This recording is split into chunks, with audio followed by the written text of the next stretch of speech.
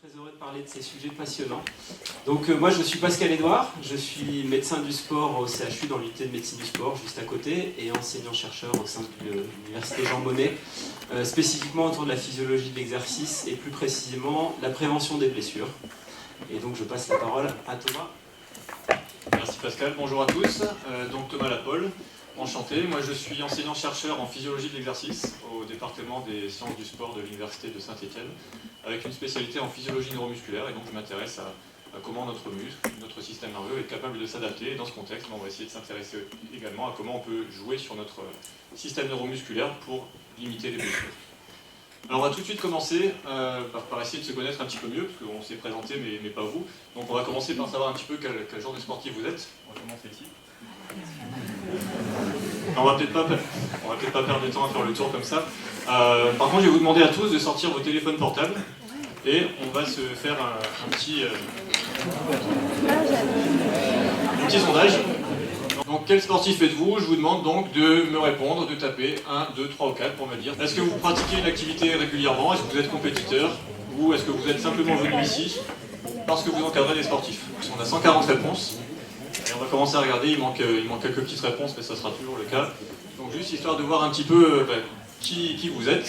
Vous êtes majoritairement des sportifs occasionnels, réguliers, c'est très bien. Des compétiteurs dans le lot. Il y a quand même pas mal de personnes qui viennent ici pour se mettre ou se remettre au sport, donc c'est très bien, bravo à vous. Vous avez bien raison de vouloir vous mettre au sport. Donc l'idée pour nous, avec Pascal, ça va être d'essayer de vous donner quelques conseils, quelques principes de base qui vont vous permettre de vous mettre ou remettre au sport ou de pratiquer votre activité en essayant de limiter le risque de blessure, de réduire le risque de blessure. Et vous allez voir, il y a beaucoup d'informations que vous connaissez déjà, mais ça vous fera beaucoup de bien de les entendre pour, espérons-le, les appliquer. Alors la question suivante, ça va être, avez-vous déjà subi une blessure lors de votre pratique? Une blessure plus ou moins grave. À choisir, on préfère être Ronaldo que Djibril Cissé, pour de multiples raisons. Donc,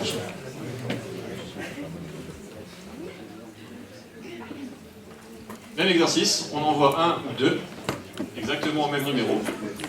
Et dites-nous si vous avez déjà subi une blessure lors de votre pratique. Donc, le temps de regarder les résultats qui vont s'actualiser progressivement, eh bien, on va pouvoir commencer à se demander... Bon, vous arrivez un petit peu tard pour prévenir les blessures, en tout cas prévenir la première blessure.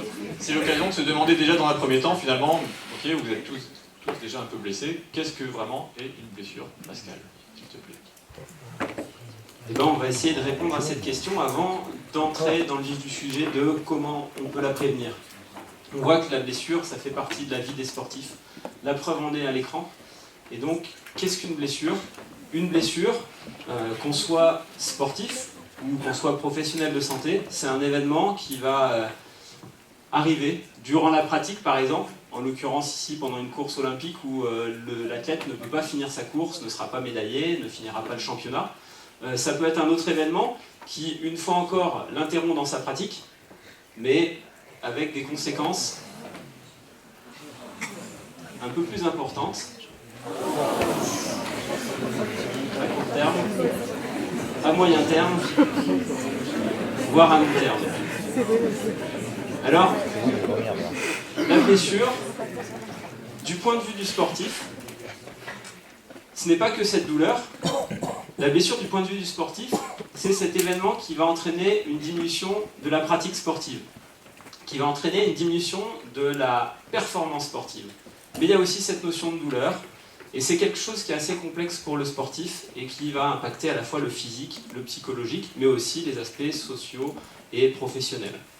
Alors, d'un point de vue médical, la blessure, c'est une lésion du tissu. Et donc, l'objectif du professionnel de santé, ça va être de poser un diagnostic, et donc, en gros, de donner des caractéristiques spécifiques pour parler de cette lésion tissulaire. Alors, les caractéristiques, c'est donner une localisation, comme une localisation géographique. On va situer la blessure sur le corps humain. Est-ce que ça touche le coude, la cuisse? Donc ça, c'est relativement simple à faire. On va essayer de caractériser le type de tissu, et on va rentrer dans le détail de ce que sont les tissus dans la diapositive suivante. Ça sera un peu plus compliqué. On essaiera de comprendre les mécanismes qui ont engendré cette blessure, ça peut nous aider pour essayer de prévenir une récidive. Et puis de comprendre les causes aussi, ça nous aide pour prévenir les récidives. Et enfin, la sévérité, la gravité de cette lésion, qui va nous aider pour essayer de déterminer quand est-ce que le sportif pourra retourner sur le terrain. Alors je vous ai dit, le type de tissu, quel est l'organe qui a été lésé. Est-ce que ça touche l'os, qui est le squelette qui tient le corps? Est-ce que ça touche les articulations qui permettent le mouvement entre les os? Est-ce que ça touche, les ligaments qui attachent ces os au niveau des articulations? Est-ce que ça touche l'organe moteur, le muscle, ou le tendon qui relie le muscle à l'organe moteur? Toutes ces lésions vont avoir des noms différents et vont avoir des spécificités en termes de cicatrisation qui vont être différentes. Donc on aura des protocoles de soins et des durées qui vont être différentes en fonction de ces lésions. D'où l'importance de faire un diagnostic précis pour bien prendre en charge et bien éviter la récidive. Alors on va repartir sur ce petit sondage pour essayer de voir quelles blessures vous avez déjà subies. Donc si vous en avez eu plusieurs, vous noterez celle qui était la plus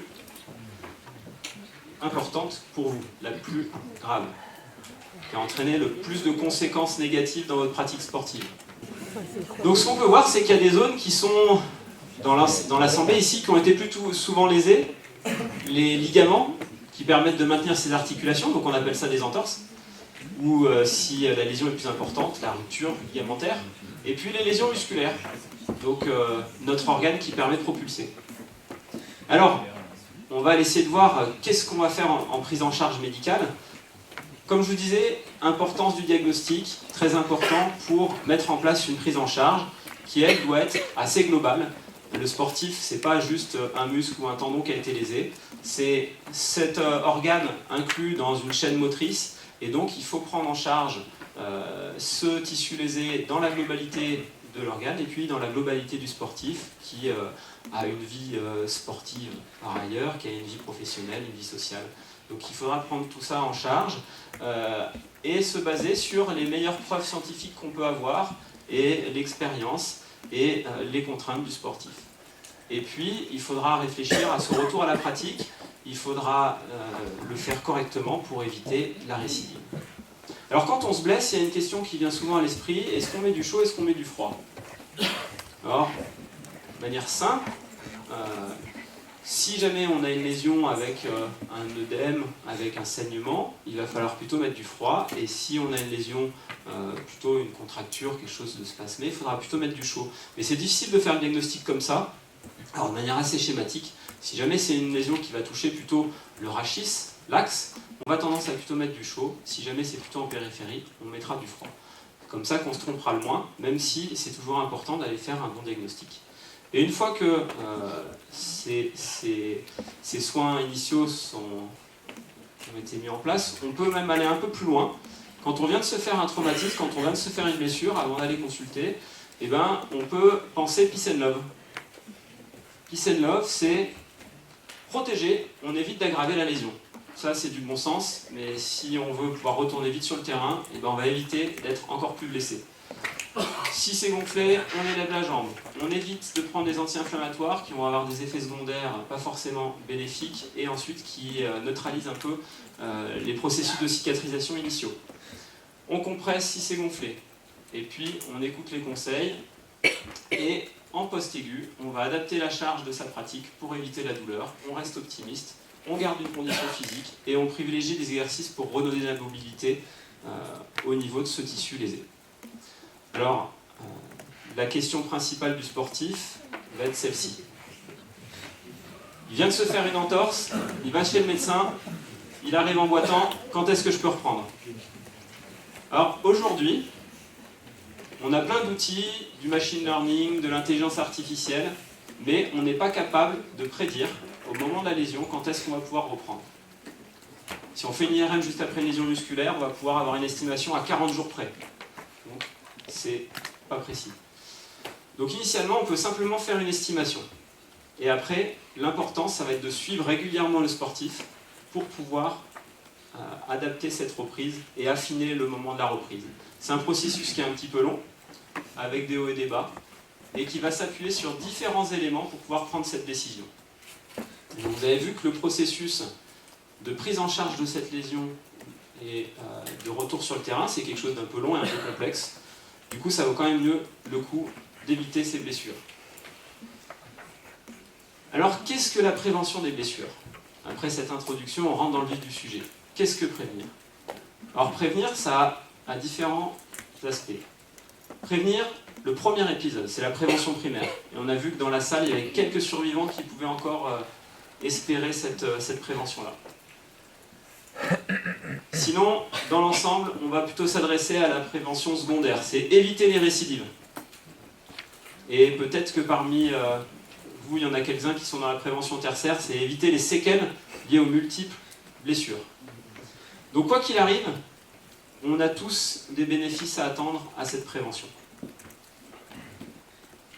Alors, comme je vous ai dit, la prise en charge médicale, quand on a été blessé, il faut que ça s'appuie sur des preuves scientifiques solides pour qu'on puisse être efficace.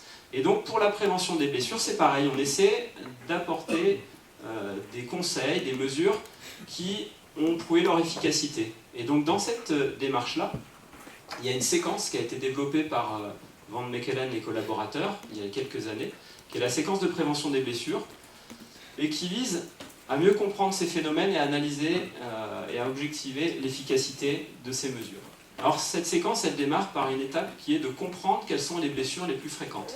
Quelles sont les blessures qui sont les plus fréquentes chez les sportifs, quelles sont les blessures qui vont être les plus embêtantes chez eux. Ça consiste à compter les blessures dans une population. Et donc à partir de là, on pourra mettre en évidence que par exemple, dans le foot, la lésion musculaire des ischio-jambiers, c'est la lésion la plus fréquente. Et que la lésion la plus grave qui entraîne le plus d'absence, c'est la lésion du ligament croisé. Et donc à chaque population sportive, on pourra avoir comme ça des blessures qui vont ressortir et sur lesquelles on va mettre un peu plus d'efforts.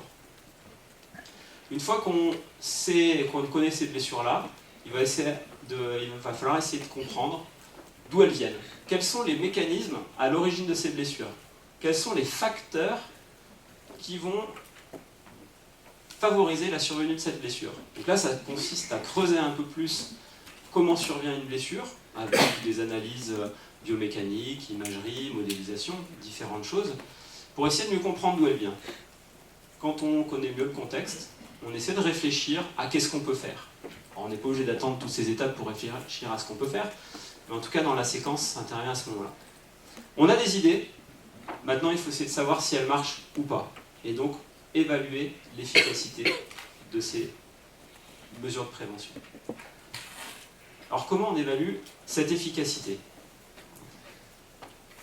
Un médicament que vous prenez pour une douleur, pour une pathologie, il a eu un processus d'évaluation assez long entre la découverte d'une molécule, l'idée de ce traitement, et la mise en circulation pour les patients. Dans le milieu sportif, si on a une idée, eh ben on l'applique tout de suite. On ne se pose pas de questions, et pour peu qu'on soit un peu persuasif, ça deviendra le gold standard. Alors l'idée, dans nos approches méthodologiques et pour avoir des preuves sur l'efficacité de ces mesures de prévention, c'est d'appliquer ces séquences où on va apporter une preuve objective de l'efficacité d'une mesure de prévention au milieu du sport. Et donc, on a une approche qui peut être de suivre des populations sportives. Donc on suit un groupe de sportifs pendant une saison contre leurs blessures, et puis la saison suivante, eh ben, on met en place une mesure de prévention. Par exemple, on a envie d'arrêter de porter un maillot vert, on suit cette population, et puis on voit s'il y a plus ou moins de blessures. Et on compare la saison 1 où on n'a rien fait, on a regardé les blessures, et on compare avec la saison 2 où on a mis en place notre mesure de prévention des blessures. Le souci, c'est qu'il peut y avoir d'autres paramètres qui rentrent en jeu, hormis de changer son maillot. Il peut y avoir des conditions climatiques, les joueurs peuvent changer, il peut y avoir des changements d'entraîneur, et ainsi de suite. Donc les populations ne sont peut-être pas comparables. L'autre méthode, c'est l'essai randomisé contrôlé.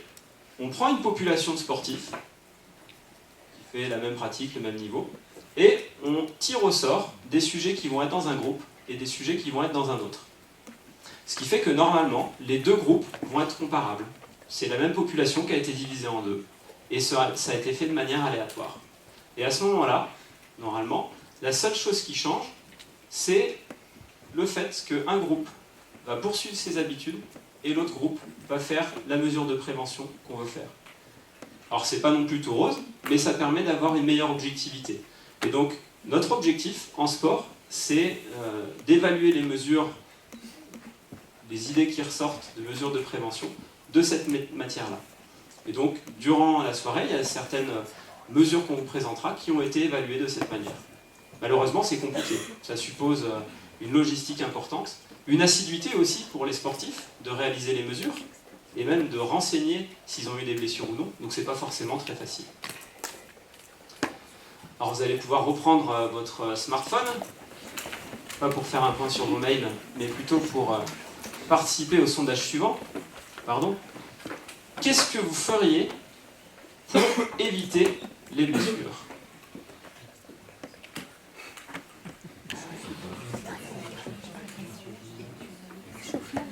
Alors on voit clairement une idée qui ressort au milieu de ces innombrables propositions, l'échauffement. On voit renforcement, hydratation, étirement, sommeil, proprioception. Alors si c'est pas tout écrit de la même manière, ça va pas s'associer. Et donc il y a beaucoup de termes qui ressortent, progressivement, contrôle, pas de surentraînement, exercice, écouter, proprioception, alimentation, hygiène, consultation, régularité, beaucoup de bon sens.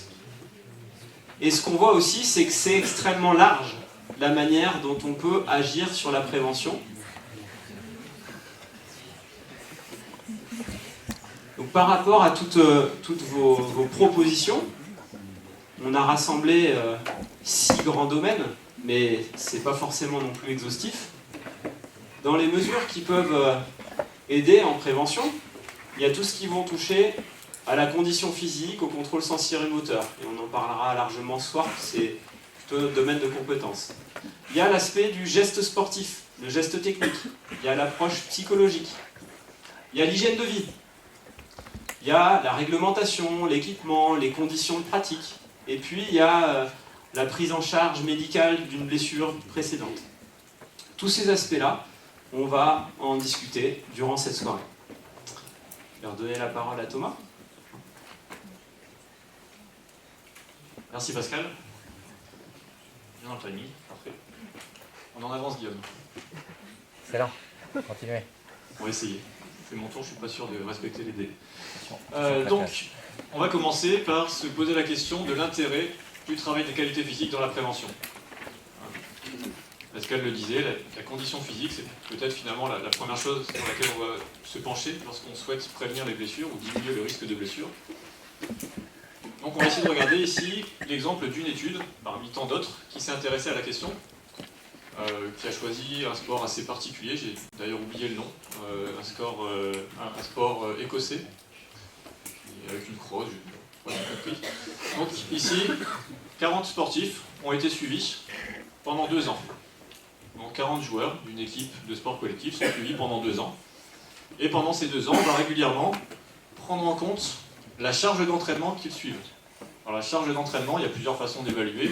Soit on prend une charge d'entraînement dite externe, c'est-à-dire qu'on va quantifier les kilomètres parcourus, on va quantifier la fréquence cardiaque moyenne, etc.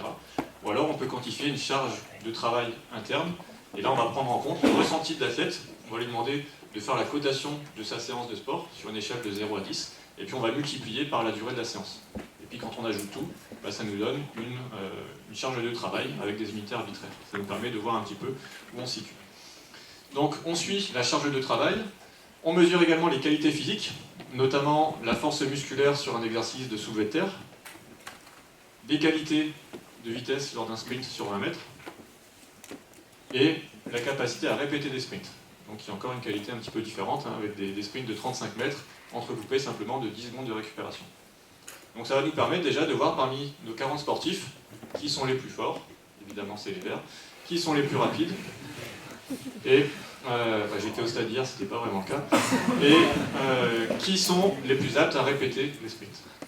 Et puis bien sûr, on va regarder parmi tous ces sportifs qui se blessent, quand ils se blessent, et on va essayer de voir si on ne peut pas essayer de comprendre est-ce qu'il y a un lien entre les capacités de force, de vitesse, de répétition de sprint et l'incidence des blessures.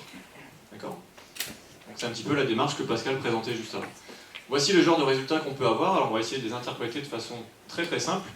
Vous avez ici, en haut à gauche, un graphique qui concerne la force, en bas à gauche, la vitesse, à droite, la répétition de sprint.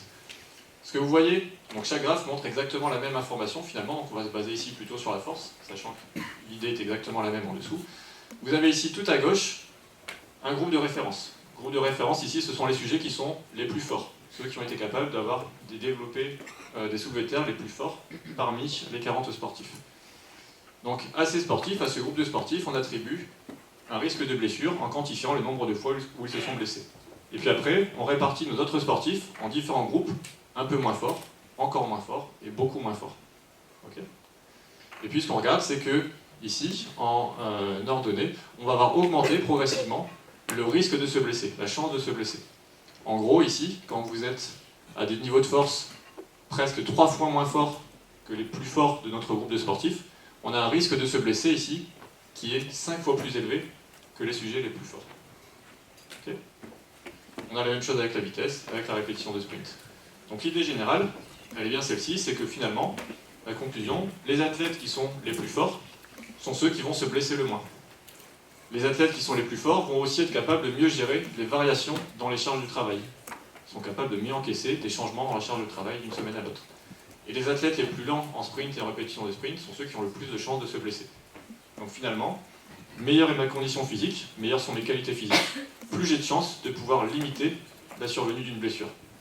Et inversement. Donc ça veut dire finalement que si vous aviez la bonne résolution de vous mettre à la pratique sportive cette année et de ne pas vous blesser, eh bien il faut surtout vous entraîner, il faut ne pas faire des choses à la légère, il faut y aller véritablement, il faut essayer de développer vos qualités physiques pour prendre du plaisir, tout en réduisant la probabilité de vous blesser. Cela dit, attention à ne pas trop en faire. L'idée, c'est pas non plus de s'entraîner tous les jours, 2 heures par jour. Le risque, bien sûr, c'est que si on en fait trop, là on augmente également le risque de se blesser. Illustration ici, donc sur le suivi d'athlètes dans une ligue de rugby. Vous avez représenté ici par les histogrammes, par les barres blanches, la charge de travail subie au cours de l'année, du mois de décembre au mois de septembre, avec un pic, on le voit ici, en février, et puis les points correspondent au taux de blessure qui a été observé. Et on peut voir que globalement, les blessures ont été observées en nombre majoritaire, là où les charges de travail étaient les plus élevées. Donc plus je m'entraîne, plus je risque de me blesser. Plus je m'entraîne, plus je suis exposé à un risque de blessure. Et en plus, si j'en fais trop, peut-être que je me fragilise. Illustration ici, donc vous aviez la charge de travail pendant la saison 2001 chez ces rugbymen, avec l'incidence de blessure, le taux de blessure qui a été rapporté. L'année d'après, la charge d'entraînement a été diminuée pour des performances, globalement pour des qualités physiques qui étaient toujours similaires, et dans le même temps, le taux de blessure a diminué. Donc il y a un vrai lien qui peut exister entre la charge de travail et le risque de se blesser. Mais ce lien, il n'est pas forcément si simple, parce que cela dit, on est un petit peu aussi dans un paradoxe. Malgré tout, plus on s'entraîne, et plus on s'entraîne dur, plus on améliore nos qualités physiques, et plus ça peut avoir un effet protecteur sur la prévention des blessures, en plus de favoriser la performance. Donc le tout, c'est de trouver le bon équilibre, et peut-être que la réflexion, au-delà de se dire qu'il ne faut pas trop en faire, il faut surtout pratiquer de façon intelligente, et pratiquer de façon progressive. C'est quelque chose qui avait été observé dans vos réponses tout à l'heure. Et effectivement, être progressif, c'est peut-être finalement ça, la véritable clé. Donc regardez ici, vous avez à gauche, alors j'ai pas pris le temps de traduire en français, désolé, c'est la probabilité de subir une blessure, ici en fonction, en abscisse, du changement de la charge de travail d'une semaine à l'autre. En gros, si vous regardez ici les histogrammes plutôt gris, vous avez des variations de la charge de travail d'une semaine à l'autre qui sont relativement faibles, de l'ordre de 5 à 10%. Donc si je cours 10 km cette semaine et que la semaine prochaine je vais courir 11 km, j'ai pas beaucoup varié ma charge d'entraînement, j'ai peu de chances de me blesser. Par contre, si je fais 10 km cette semaine et puis que la semaine prochaine je me dis tiens, je vais aller courir un marathon, j'y suis pas du tout préparé, j'augmente de façon très importante ma charge de travail d'une semaine à l'autre, j'augmente de façon très importante mon risque de me blesser. Donc ça, la progressivité, c'est vraiment quelque chose d'important. Donc ça fait l'objet de nombreux travaux scientifiques qui définissent même la manière idéale de caractériser ce seuil de progressivité. On considère généralement un ratio entre la charge de travail d'une semaine par rapport à la charge de travail que vous allez subir pendant un mois. Et si globalement ce ratio est proche de 1, c'est-à-dire que sur une semaine vous faites globalement la même chose que sur un mois entier, à la moyenne d'un mois, globalement vous avez une progressivité qui est, là vous faites toujours la même chose, vous avez peu de risque de vous blesser. Si vous avez un ratio qui augmente, vous savez que vous êtes dans ce type de conditions, vous allez avoir une intensité d'entraînement qui est globalement stable, ou une charge d'entraînement qui est globalement stable pendant quelques semaines, puis vous avez une semaine pendant laquelle vous allez en faire trop. Là, vous augmentez votre risque de blessure. Et c'est typiquement ce qui a pu être rapporté dans la littérature. Donc il n'y a pas forcément de hasard quand on s'entraîne, il faut être progressif, il faut bien gérer la charge de travail, parce que sinon ça peut conduire à des blessures, ce qui peut parfois faire sourire chez nous à Saint-Étienne. Donc à Lyon, ils ont par exemple subi malheureusement beaucoup de blessures, notamment des blessures du ligament croisé. Bien souvent dans le sport de haut niveau, c'est pas anodin. C'est pas anodin, ça fait souvent écho à des problèmes dans la préparation physique, et c'est souvent le préparateur physique qui va se faire tirer un petit peu les oreilles, parce que la gestion de la charge de travail, la gestion de la charge d'entraînement n'a pas été bonne. Alors ça nous amène à revenir un petit peu ici sur un modèle de compréhension de l'étiologie de la blessure. On va essayer de comprendre ici qu'est-ce qui peut finalement causer la blessure et comment on va pouvoir essayer du coup de jouer sur les différents facteurs. Ici, c'est vous sportifs, quel que soit votre sport, vous possédez des facteurs de risque qui vous sont propres. Ce sont des facteurs de risque internes, facteurs de risque qui vont augmenter votre susceptibilité à la blessure. Certains facteurs sont non modifiables. Votre âge, qui va augmenter ou pas votre facteur de risque, votre genre, votre anatomie, votre ethnie, etc. Ce sont des facteurs qui contribuent à vous rendre plus ou moins susceptible à la blessure. L'antécédent de blessure, Pascal le disait, ça fait partie des plus grands facteurs de risque. Si j'ai une blessure, j'ai de fortes chances, à un moment ou un autre, dans ma pratique, de resubir cette blessure, plus que si je ne m'étais jamais blessé. Et puis votre condition physique, on vient de dire, joue un rôle également, ainsi que votre résistance tissulaire. Les tissus ligamentaires, les tissus musculaires ont leur propre résistance, et en fonction de cette résistance, on va être plus ou moins susceptible de se blesser. Donc ça c'est vous, avec vos facteurs de risque internes. Et vous allez vous entraîner régulièrement. Donc vous allez subir des charges de travail, des charges d'entraînement, plus ou moins importantes. Et chaque fois que vous vous entraînez, finalement, vous vous exposez à des facteurs de risque externes. L'environnement, l'équipement, c'est tout ce qu'évoquait un petit peu Pascal, les adversaires. Donc c'est autant de facteurs qui vont potentiellement augmenter votre risque de vous blesser. Le plus souvent, et heureusement, et c'est pour ça qu'on pratique, tout va bien. On finit l'entraînement en forme, on va boire une bière, et puis on recommence le lendemain ou la semaine d'après. En sachant que cette séance d'entraînement va mettre à jour de différents facteurs de risque internes, en jouant potentiellement sur notre condition physique et sur la résistance tissulaire. Malheureusement, parfois, il y a un événement déclencheur qui va faire que la blessure arrive. Alors peut-être que nos muscles, nos ligaments étaient un peu fragiles et on les a poussés un peu trop. Donc, notamment si on n'est pas progressif.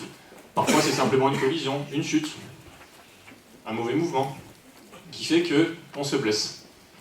Alors, il ne nous reste plus qu'à mettre en place une rééducation ou réathlétisation, et puis ça joue sur nos facteurs de risque internes.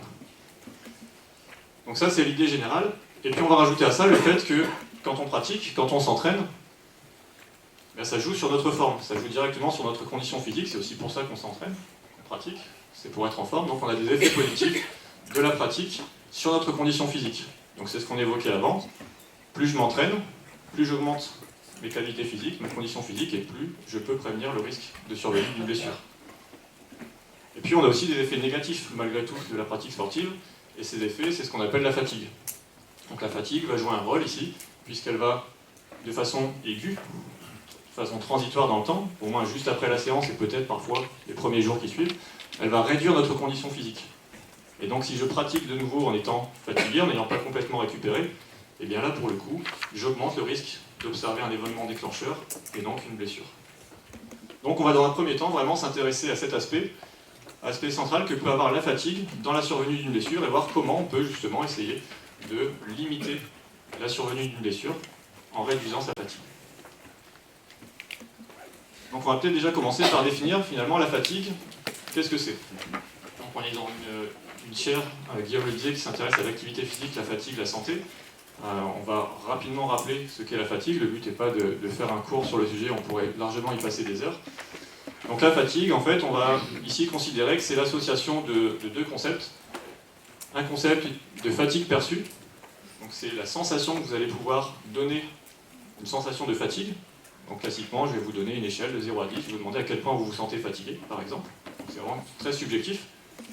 Ça va dépendre de beaucoup de paramètres que vous allez intégrer consciemment ou inconsciemment au niveau cérébral, tels que la glycémie, votre température interne, votre niveau d'hydratation, les différents métabolites, l'oxygénation, etc., etc. Et votre état psychologique va également influer sur votre fatigue perçue. Est-ce que vous êtes attentif, de bonne humeur, est-ce que vous êtes motivé, est-ce que vous sentez des douleurs? Donc tout ça va contribuer à la perception que vous avez de votre fatigue. Et puis on a également la fatigue neuromusculaire, ou fatigabilité, qui est une baisse de performance objective, c'est-à-dire qu'on va avoir une diminution des capacités contractiles musculaires, c'est-à-dire que vos muscles vont être moins aptes à produire de la force, et le système nerveux va être également moins apte à activer les muscles. Et donc ça va conduire à une baisse objective des performances neuromusculaires. Donc quand on ajoute tout ça, on parle vraiment de fatigue, et cette fatigue, objectivable ou subjective, elle va impacter forcément votre performance. Si on parle d'une performance maximale, on comprend bien que lorsque l'on est fatigué, lorsque les muscles fonctionnent moins bien, lorsque le système nerveux les active moins bien, lorsque de façon subjective on se sent fatigué, eh bien on est moins apte à soutenir un niveau élevé de performance. Donc notre performance maximale va décliner dans le temps. Ça c'est une première façon de comprendre ou d'expliquer la fatigue. Une autre façon, c'est de s'intéresser à ce qui se passe quand on fait plus classiquement un effort sous-maximal. Imaginez, vous allez courir à 12 km/h. La fatigue, elle va arriver finalement déjà assez tôt dans votre pratique. Et on va l'expliquer de façon un tout petit peu différente. C'est le fait que, malgré que vous êtes capable de maintenir un niveau de performance donné, vous maintenez votre allure de 12 km/h, votre organisme a besoin de mobiliser de plus en plus de ressources pour maintenir cette tâche. Ici, l'exemple, c'est l'activation, donc ça, considérez que c'est l'activation nerveuse de vos muscles, qui au bout d'un certain temps doit augmenter pour compenser la fatigue de vos muscles. Certaines fibres musculaires se fatiguent et donc on en active de nouvelles.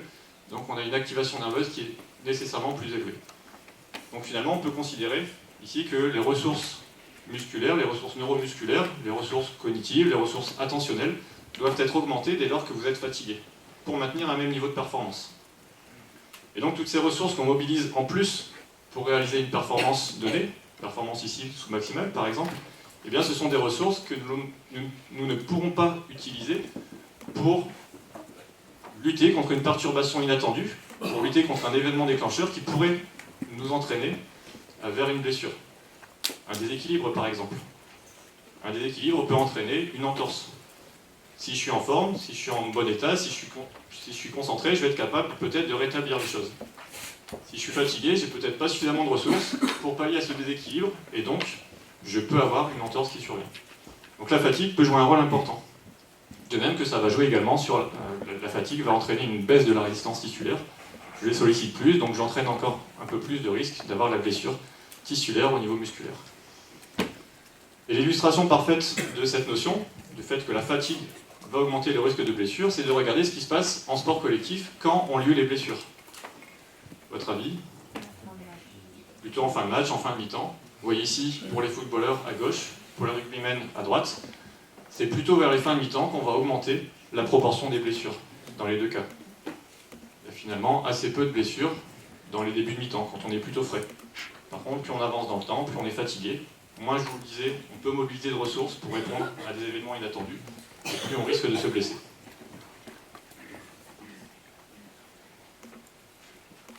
Donc finalement, une première solution, ça pourrait être d'augmenter sa résistance à la fatigue pour réduire le risque de blessure. Donc c'est l'idée centrale. Qu'est-ce qu'on peut faire pour essayer de réduire cette fatigue et ainsi limiter le risque de blessure dans ces conditions? Eh bien, il va y avoir une grande importance de la récupération et du sommeil, surtout lorsque vous vous entraînez régulièrement. Importance d'avoir une bonne condition physique. Avoir un bon foncier, des bonnes capacités aérobies va vous permettre de répéter les efforts avec le moins de fatigue possible. Après, ça c'était pour les idées un peu basiques sur lesquelles on reviendra après. Il y a certains aspects qui peuvent être intéressants à travailler également, c'est s'entraîner en situation de fatigue. S'habituer à devoir percevoir et agir en réaction dans des conditions de fatigue. C'est facile en début d'entraînement de devoir éviter un adversaire, récupérer un ballon, shooter par exemple. Lorsqu'on est un peu plus fatigué, ça devient un peu plus difficile. On va avoir beaucoup plus de mal à répondre à n'importe quel signal qui va se présenter à nous. Donc ça peut être bien aussi d'essayer de confronter notre organisme à devoir agir, à devoir répondre à des stimuli en situation de fatigue. Notamment pour optimiser notre prise de décision. Nos décisions, elles sont généralement pas mauvaises lorsque l'on est en bon état, lorsqu'on est encore frais. Lorsque l'on se fatigue, on a beaucoup plus de mal à prendre des bonnes décisions. Et c'est souvent à ces instants que la blessure, encore une fois, apparaît. Donc c'est dans ce contexte également qu'il peut être proposé, alors là on est un peu plus quand même sur le sport de haut niveau, il y a un peu plus d'intérêt pour les sportifs de haut niveau, par exemple l'intérêt de l'imagerie mentale.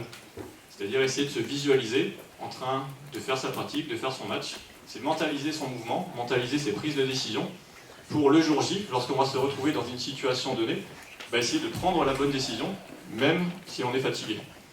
Donc là c'est vraiment lié à la capacité à prendre des bonnes décisions et à mettre en place les bons mouvements. Et dans la même idée, alors c'est un tout petit peu plus complexe, j'ai découvert ça, c'est l'apprentissage moteur implicite.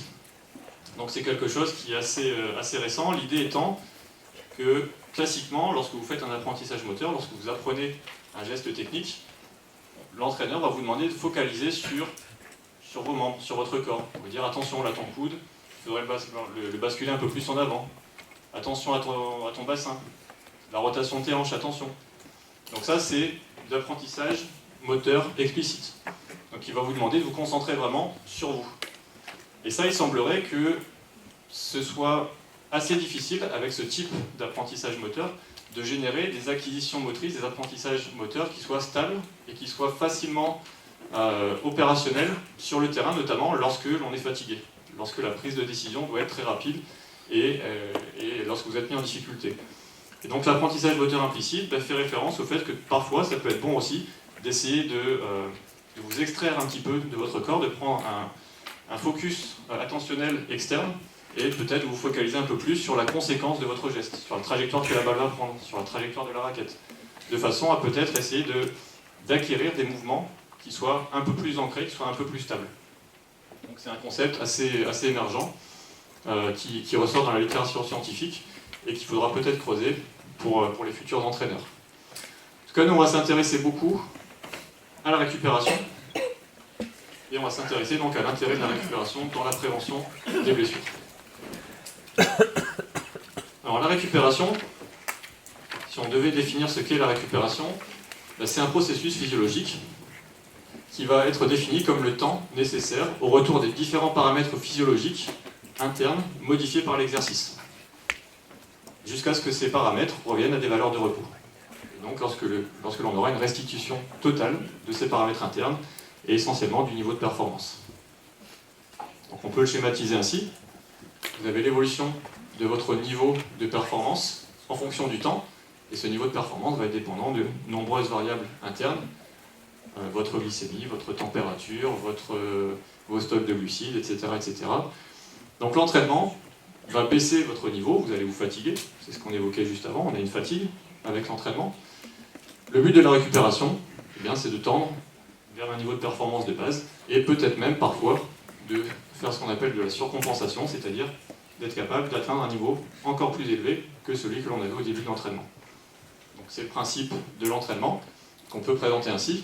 Le but, lorsqu'on s'entraîne, lorsque l'on veut progresser, c'est de répéter les séances en récupérant suffisamment pour qu'au fur et à mesure des séances, on ait globalement une progression. Donc ici, on est dans le schéma classique, on s'entraîne, on récupère, on s'entraîne, on récupère, et en gérant bien ces sessions d'entraînement et de récupération, on progresse.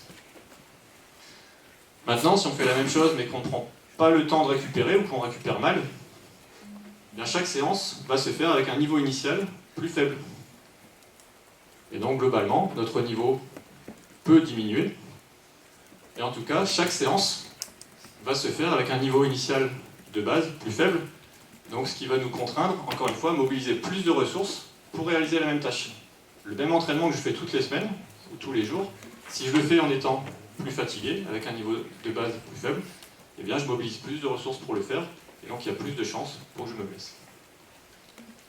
Exemple, ici avec le suivi sur 6 ans d'une équipe de football professionnelle, le LOSC.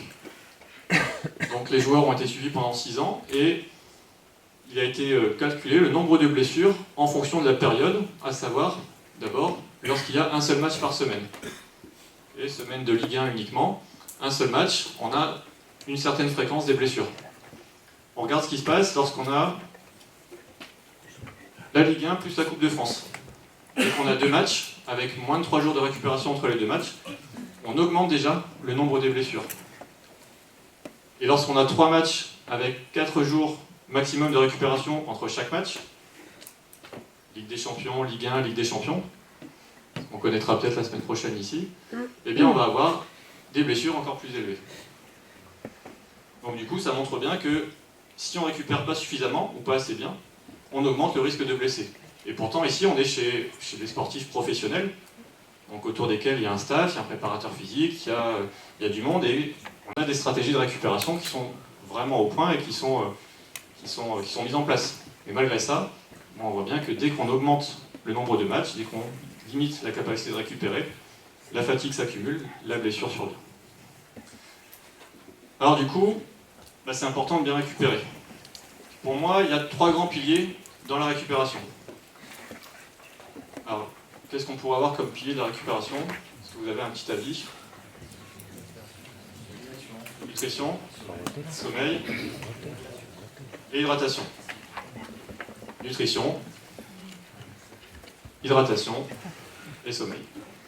Une fois qu'on a fait ça, on a 95% de notre récupération. On n'a pas forcément besoin d'aller chercher plus. On pourrait se poser la question d'aller chercher plus. Alors ça ne sera pas le but aujourd'hui. On pourrait largement faire une conférence active sur la récupération en soi et parler de toutes les autres techniques de récupération qui peuvent exister, qui ont toutes des effets plus ou moins avérés. La récupération active, l'application sous froid, les bas de compression, la cryothérapie, les étirements, les immersions en eau froide, les ambiances chaudes, les massages, l'électrostimulation. Donc toutes ces techniques ont été proposées à un moment donné, ont été testées dans le contexte de la récupération. Ça peut potentiellement être intéressant si vous êtes vraiment un athlète de haut niveau, éventuellement.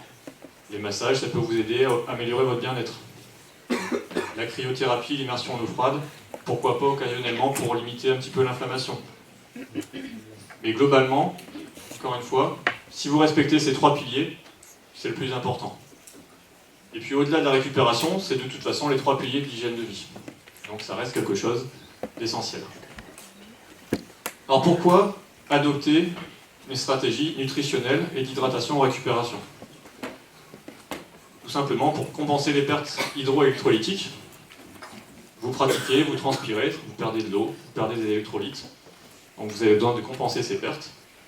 Vous avez besoin de refaire les stocks de glycogène. Donc ce sont les réserves de sucre, de glucides de votre organisme. Et puis, on peut également envisager la prise de protéines, d'antioxydants, pour réparer les cellules musculaires dégradées par l'exercice. Donc que ce soit par les dommages musculaires, on en parlera un petit peu plus tard, donc ce qui induit des courbatures, ou alors tout simplement par l'attaque par les radicaux libres, ce que connaissent notamment les spécialistes de l'entraînement en endurance notamment. Alors tout d'abord, des recommandations très rapides sur l'intérêt de l'hydratation en récupération. Alors l'eau, c'est 60% de notre organisme, c'est essentiel pour le fonctionnement cellulaire. Donc on comprend bien que si on perd de l'eau, on devient moins performant. On dit généralement 2% de déshydratation égale 20% de baisse de performance. On n'a pas vraiment d'études qui peuvent montrer ça, mais c'est globalement l'idée. Donc il faut compenser les pertes au plus vite. On considère généralement qu'il faut au moins boire 150% des pertes après l'effort. On peut compenser les pertes électrolytiques grâce à de l'eau salée, du jus d'orange ou du jus de tomate, donc ils vont nous apporter les électrolytes nécessaires, ce que l'on va perdre en transpirant. On peut pourquoi pas envisager des boissons riches en bicarbonate si on veut essayer de rétablir un équilibre acido-basique, notamment lorsque l'exercice a été lactique. Pourquoi pas des boissons glucidiques pour ajouter à la réhydratation la recharge glucidique, qu'on peut également avoir avec la nutrition. Et puis on évitera la caféine et l'alcool qui vont avoir des effets diurétiques et qui vont donc limiter la rétention d'eau. Donc la troisième mi-temps, la fameuse bière pour la récupération. On peut trouver toutes les bonnes raisons du monde. Scientifiquement, il n'y en a pas. Une photo, c'est bon. Donc ensuite, on a besoin également de compenser la diminution des stocks de glycogène. Donc le glycogène, c'est le carburant de nos muscles, les sucres. Lors d'un effort, j'ai une déplétion de mes stocks de glycogène. L'idée, ça va être de récupérer. Surtout si je vais avoir besoin de refaire un effort dans la même journée ou le lendemain. Alors les études scientifiques montrent que la resynthèse, la capacité à reformer, à refabriquer du glycogène musculaire, est optimale si je prends rapidement une dose de glucides immédiatement après l'effort. En effet, si j'ai une ingestion glucidique tardive, plus de 2 heures après mon effort, eh bien, je vais avoir une récupération qui va ressembler à celle-ci, relativement lente, de mes glucides, de mes stocks de glycogène. Par contre, si j'ai une ingestion glucidique précoce, eh bien, on voit que je suis capable, dans ces 2 premières heures, d'augmenter de façon très importante la réplétion des stocks de glycogène, avec par la suite une récupération plus lente. Ça, c'est ce qu'on appelle la notion de fenêtre métabolique. C'est-à-dire que dans les 2 premières heures post-effort, nos cellules musculaires sont très sensibles à cette capacité à restocker du glycogène. Donc c'est quelque chose sur lequel on peut jouer pour essayer d'optimiser cette récupération glucidique. Alors, autre chose, on peut aussi envisager de favoriser la prise de glucides à haut index glycémique. L'index glycémique, c'est la capacité de l'aliment que vous allez ingérer à augmenter votre glycémie. Le sucre pur a un pouvoir glycémiant très élevé. Il va augmenter de façon très importante votre glycémie de façon relativement courte dans le temps. Des aliments plus complexes vont augmenter moins la glycémie, mais de façon plus durable dans le temps. Eh bien, les index glycémiques élevés en récupération peuvent favoriser une optimisation de la recharge glycidique. Si tant est qu'il faut resynthétiser du glycogène. Parce que si les stocks sont pleins, le sucre, il ne va pas dans les muscles, enfin si, pas au bon endroit, il va dans les fesses, il va dans le ventre, et ça fait du gras. Et puis autre chose, il peut être intéressant de combiner la prise glucidique et la prise de protéines, puisque les protéines vont favoriser également la resynthèse du glycogène. Et c'est quelque chose qu'on voit de plus en plus finalement dans la littérature scientifique et dans le sport, en tout cas en France, c'est l'intérêt du lait chocolaté en récupération, quelque chose qu'on voit de plus en plus, puisque le lait chocolaté présente finalement les bonnes doses globalement de glucides et de protéines. Et on trouve beaucoup de sportifs, beaucoup d'athlètes qui en récupération vont prendre une collation avec un lait chocolaté. Et on trouve beaucoup de publications scientifiques sur la question. Donc c'est quelque chose qui semble assez intéressant, assez efficace. Alors pour autant, est-ce que vous avez forcément besoin de cette collation de récupération? La réponse, pour la majorité d'entre vous, elle est probablement non. Tout va dépendre, vous connaissez, c'est encore vous, tout va dépendre de votre fréquence d'entraînement, de l'intensité de vos entraînements, de la durée de vos entraînements et de votre niveau. Plus vous allez vous trouver sur le bas de l'échelle, entraînement bi-quotidien à intensité élevée, longue durée, niveau professionnel, plus vous allez pouvoir bénéficier véritablement de cette collation post-exercice. Plus vous allez avoir besoin d'optimiser votre resynthèse glucidique. Si vous vous entraînez toutes les semaines, 2 fois par semaine, ce n'est pas forcément nécessaire, puisqu'ok, il y a la fenêtre métabolique dans les 2 premières heures qui peut être utilisée. Par contre, la resynthèse totale des stocks de glycogène, globalement en 24 heures, elle va pouvoir s'opérer.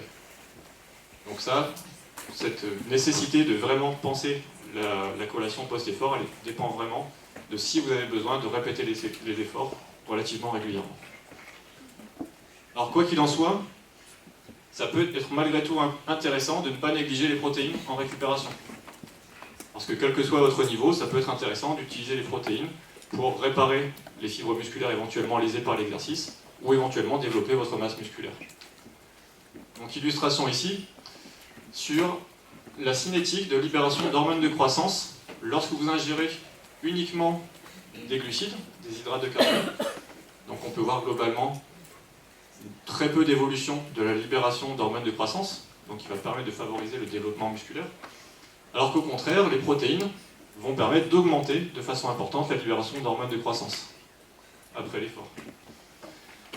Et lorsque l'on libère l'hormone de croissance, on va favoriser la synthèse protéique.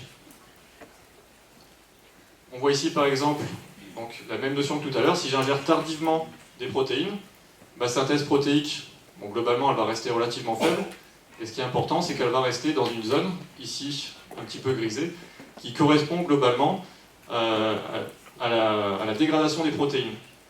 C'est-à-dire que globalement, dans nos muscles, chaque jour, il y a 300 grammes de protéines musculaires, de protéines contractiles qui sont dégradées et qui sont reconstruites. Il y a un turnover des protéines contractiles. Donc chaque jour, on casse des protéines contractiles pour les réparer. Ça correspond globalement à, cette vitesse. Et si j'ai une ingestion précoce de protéines, eh bien on se rend compte que je vais être capable de synthétiser beaucoup plus et au-delà de la vitesse à laquelle je vais dégrader les protéines. Donc ce qui peut devenir d'autant plus favorable pour réparer les fibres musculaires lésées et pour développer la masse musculaire. Donc les recommandations qui sont généralement faites en termes d'apport protéique, ça va être bien sûr, donc je l'ai dit, pour réparer les fibres lésées, pour permettre le développement de la masse musculaire. Donc avec une absorption idéalement le plus tôt possible, dans les 2 heures post-effort, donc en même temps finalement que pour les glucides. Et puis les chiffres qui sortent généralement, c'est environ 20-25 grammes de protéines pour optimiser la resynthèse dans les 2 heures post-effort. Donc ça c'est pour hydratation, nutrition. Notre 3e pilier c'est le sommeil. Alors le sommeil c'est un point important parce que au-delà de la récupération, c'est vraiment une base également pour la prévention des blessures. Alors juste, qu'est-ce qui se passe quand vous dormez ? Quand vous dormez, vous avez beaucoup de choses qui vont arriver. C'est pendant cette période que vous allez renouveler et réparer les cellules musculaires, notamment les cellules musculaires, éliminer les déchets, il y a une recharge neurologique, il y a tous les processus de mémorisation qui vont se mettre en place, tout ce qui va être lié à l'apprentissage moteur, l'apprentissage tactique, la régulation de l'appétit et renforcement du système immunitaire. Et donc vous avez de nombreuses sécrétions hormonales, notamment l'hormone de croissance qui est largement libérée pendant le sommeil, la prolactine qui va favoriser le développement du système immunitaire, la leptine qui va réguler la sensation de faim, et la mélatonine donc, qui va avoir également un effet relaxant et un effet sur le système immunitaire. Donc finalement, quand vous dormez, vous allez favoriser la régénération de votre organisme. Vous allez favoriser un état de bien-être, de relaxation. Et c'est vraiment important. Et donc là, on va juste focaliser, nous, sur l'intérêt, plutôt sur la performance, sur la récupération. Mais le sommeil a des effets qui vont au-delà de cela, puisque bien dormir, c'est aussi s'aider à être en bonne santé, comme le suggère ici les effets sur le système immunitaire. Alors quand vous dormez, en fait, vous allez enchaîner plusieurs cycles de sommeil. 5 à 6 cycles de sommeil, chaque cycle durant 1 heure à 1 heure et demie. Et au sein de ces cycles, vous allez enchaîner des phases d'éveil. Ici, vous avez le début de la nuit, en bleu, phase d'éveil. Ensuite, vous avez une transition éveil vers sommeil. Et puis, vous allez basculer vers ce qu'on appelle le sommeil lent, léger, et du sommeil lent profond. Donc le sommeil lent, léger et profond, surtout le sommeil profond, c'est là où vous allez véritablement avoir la libération d'hormones de croissance, la régénération tissulaire, etc. En fin de cycle, vous allez avoir ce qu'on appelle le sommeil paradoxal. C'est lors de ce cycle que vous allez rêver, notamment.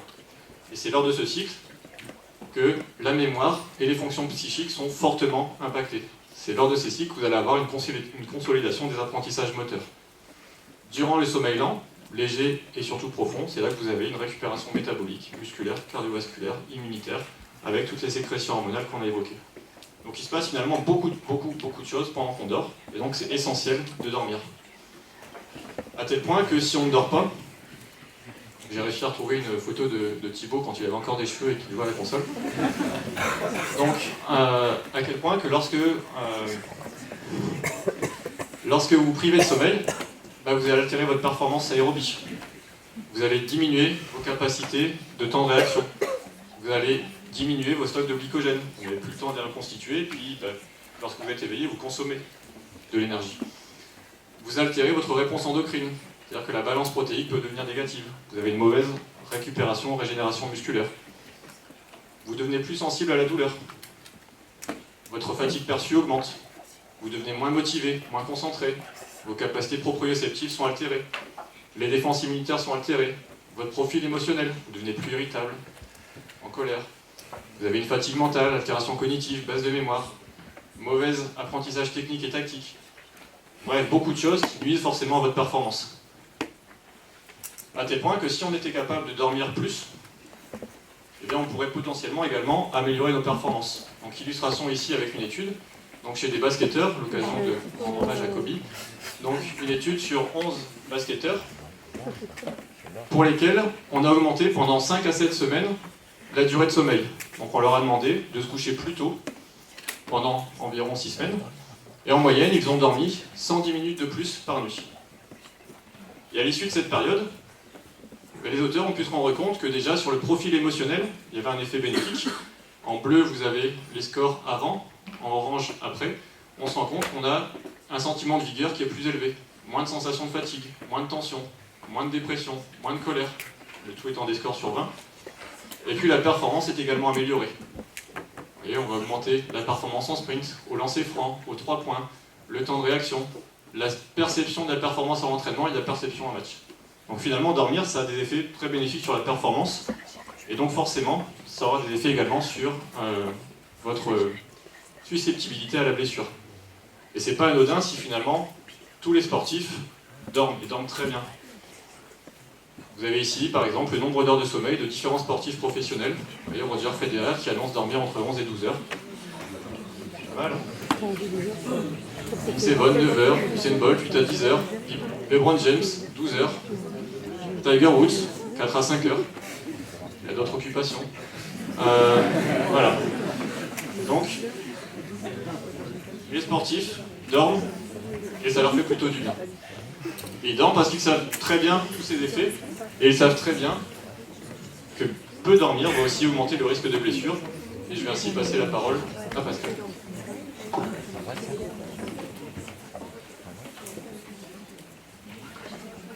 Et donc, comme l'a très bien expliqué Thomas, il y a potentiellement un risque entre cette privation de sommeil, ce manque de sommeil et la survenue de blessures. Alors, il y a beaucoup d'études qui ont montré le lien entre une diminution de la quantité de sommeil ou alors une diminution de la qualité de sommeil et la survenue de blessures. Par contre, il y en a peu ou pas qui ont analysé les modifications de ce temps de sommeil sur la survenue de la blessure. Pour revenir aux diapositives que je vous ai présentées au début, est-ce qu'on a essayé d'intervenir sur le sommeil et d'évaluer l'efficacité en termes de mesures de prévention? Aujourd'hui, pas à notre connaissance. Ainsi, on peut s'appuyer sur des études comme celle-ci, faites chez des adolescents, où durant une saison, ils ont recueilli les temps de sommeil moyens des adolescents, ils ont recueilli les blessures, et ils ont ainsi constitué des groupes en fonction des temps de sommeil moyens réalisés. Vous avez ici des temps de sommeil de 5, 6, 7, 8, 9 heures, et vous avez l'histogramme qui montre la probabilité d'avoir des blessures. Et donc, vous voyez comme moi que moins on dort, plus on a de risque de se blesser. Ainsi, une recommandation pratique pour les adolescents, c'est d'essayer d'être dans des nuits de plus de 8 heures, ce qui n'est pas non plus excessif, en se basant sur des études où il y a un lien entre le risque de blessure et la durée de sommeil. Alors ça n'analyse pas le côté qualité de sommeil. C'est quand on déclare se mettre au lit et passer un certain nombre de temps dans son lit. Malgré tout, c'est vraiment un temps important dans la récupération et la prévention de la blessure, donc ça vaut le coup d'essayer de bien dormir, en plus de la quantité. Donc là, c'est des petits conseils qui ont été prodigués, notamment cette affiche qui avait été affichée pendant les championnats d'Europe d'athlétisme l'an dernier, pour donner des conseils aux sportifs pendant les championnats, pour bien dormir, éviter de se blesser. Donc pour bien dormir, il était recommandé de privilégier un environnement plutôt frais, de mettre en place des routines d'endormissement, de limiter les temps d'écran. Alors là, pour les adultes, c'était conseillé de stopper les écrans 1 heure avant l'endormissement, mais plus on éloigne le temps d'écran de l'heure d'endormissement, mieux c'est. Il y a des conseils en termes de durée qui sont applicables plus chez l'adulte que chez l'enfant. Les douches ou bains chauds avant le coucher, et puis d'éviter tout ce qui est caféine le plus longtemps avant l'heure du coucher. Et enfin, un point essentiel, c'est privilégier un environnement noir. Dans les conseils qui sont ici, c'est ce qu'il en ressort. Notre sommeil, il est conditionné par le cycle veille-lumière du soleil. Si on suit le fonctionnement du soleil, et ben ça aiguille bien notre corps et ça guide bien notre sommeil. Donc il faut essayer de se lever quand il fait soleil, se coucher quand il fait nuit, et éviter de se décaler par rapport au cycle du soleil. Alors, selon les saisons, c'est pas forcément facile, mais déjà essayer au mieux. Et puis tout ce qui est routine d'endormissement, éviter des repas trop lourds, privilégier des alimentations qui ne vont pas exciter avant l'endormissement, et pour privilégier une bonne qualité en plus de la bonne quantité. On a parlé des facteurs qui étaient plutôt intrinsèques, qui relevaient de nos caractéristiques, que ce soit des caractéristiques modifiables ou non modifiables, et puis il y a des éléments qui sont extrinsèques, qui relèvent de l'extérieur, et parmi eux, il y a le bon geste technique. Alors, si on maîtrise bien son geste technique, on peut limiter ce risque de blessure. Je prends toujours l'exemple du lancer de javelot. Dans le lancer de javelot, quand on ne sait pas très bien lancer, on a tendance à passer le coude en dessous. Et du coup, quand on arrive, on veut lancer très loin, on est assez costaud, on part comme ça, et on se fait une lésion du coude. Ça fait très mal. Pendant quelques semaines, on ne peut plus lancer, du coup on se dit « Ouh là là, quand j'ai lancé, je me suis fait mal, je vais faire beaucoup de muscu », donc on se renforce, on est encore plus costaud. Donc on arrive très vite, encore plus fort, et on se fait encore plus mal. Donc on refait de la muscu, et ainsi de suite, et on se démonte complètement le coude. Là, le traitement, c'est pas de faire plus de muscu, c'est pas de faire plus de renforcement, c'est d'apprendre à lancer et à placer bien son coude pour que ça passe sans tirer dessus. Et dans tous les sports, on a ce genre de situation où un bon geste technique permet d'éviter la lésion. En course à pied, si vous posez mal votre pied au sol, si à chaque appui, vos pas s'affaissent, le genou part à l'intérieur, ben, à force, ça va tirer sur le ligament interne, ça va tirer sur la rotule et entraîner des pathologies. Donc dans chaque sport, une bonne maîtrise technique va permettre d'éviter des processus lésionnels. Que ce soit des lésions aiguës qui arrivent sur un choc, une réception sur le pied qui se fait mal avec le ligament croisé qui lâche, ou que ce soit la répétition des mouvements. Après, on parle du matériel. Le matériel ou l'environnement. Alors, vous verrez, je peux bien prendre les exemples dans l'athlétisme, mais je fais du saut à la perche, j'ai un tout petit sautoir. Quand je vais faire mon saut, je peux plus facilement atterrir à côté que s'il y a un gros sautoir avec des environnements tout protégés. Donc un bon équipement va éviter que je fasse des traumatismes. Là-dessus, il y a eu des travaux et un certain nombre de recommandations. Dans les lancers, une cage de lancer, que ce soit disque ou marteau, qui a des filets qui ne sont pas très très hauts, on peut voir certains trous à l'intérieur. Quand on va lancer, si le disque est capable de passer au travers des filets, finalement ça ne protégera pas grand-chose. Et donc, un environnement sécuritaire avec des filets beaucoup plus hauts, une cage resserrée, des filets bien entretenus, c'est pas des cages à lapins, c'est des filets pour les lancer. Et donc ça va pouvoir éviter un certain nombre de dangers. On a parlé des conditions climatiques. À un moment donné, il faut se poser la question, est-ce que c'est raisonnable de courir quand il fait moins 10, moins 15 ? Est-ce que c'est raisonnable de faire des compétitions quand il y a des seaux d'eau ? Est-ce que c'est raisonnable de courir sous des chaleurs importantes ? J'ai pas forcément les réponses, mais en tout cas, c'est important de se poser les questions. Et puis, dans ces environnements, il y a est-ce que c'est sécuritaire ? Pour faire du sport, est-ce que ça peut pas être intéressant de décaler des compétitions pour éviter que des gens prennent des javelots dans le dos ou dans le pied ? Et donc là, ça relève de l'organisation. Dans une compétition de lancer, on évite de mettre lancer de javelot et lancer de disque face à face, parce que le jury au milieu, il se prend soit un javelot dans le dos, soit un disque dans le dos. Et là, il y a des logiques d'installation, d'organisation sur les stades ou d'horaire des compétitions. Ça, c'est pour vous montrer que la prévention de la blessure, c'est pas simplement faire du renforcement musculaire, manger bien et bien dormir, c'est aussi avoir une démarche logique qui inclut l'environnement dans lequel on joue, l'environnement dans lequel on fait du sport, que ce soit l'environnement équipement, matériel, mais aussi l'environnement réglementaire. On a aujourd'hui des exemples en rugby de modification des règles du jeu qui ont permis de diminuer le nombre de lésions rachiliennes avec des paraplégies. Donc modifier la règle de jeu en rugby a permis de diminuer des lésions extrêmement graves du rachis cervical. Donc il y a des travaux actuellement, alors c'est surtout sur les populations jeunes, où on modifie les règles du jeu au hockey sur glace, en rugby, pour diminuer les traumatismes crâniens. Alors on va quand même repartir sur des éléments qu'on maîtrise un peu plus, qui relèvent de notre corps, et parler de l'intérêt des étirements. Et donc c'est Thomas qui va démarrer. Donc en effet, moi quand je commençais à me pencher un peu sur la préparation de cette conférence, je me suis tout de suite dit, parmi ce qu'il faut envisager pour la prévention des blessures, c'est les étirements. On en parle beaucoup.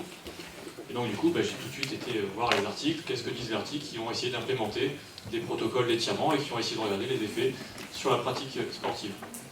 Et en regardant la bibliographie, je vais vous en faire un résumé court. Qu'est-ce qu'en dit la science? Est-ce que ça marche, les étirements, pour prévenir les blessures? Non.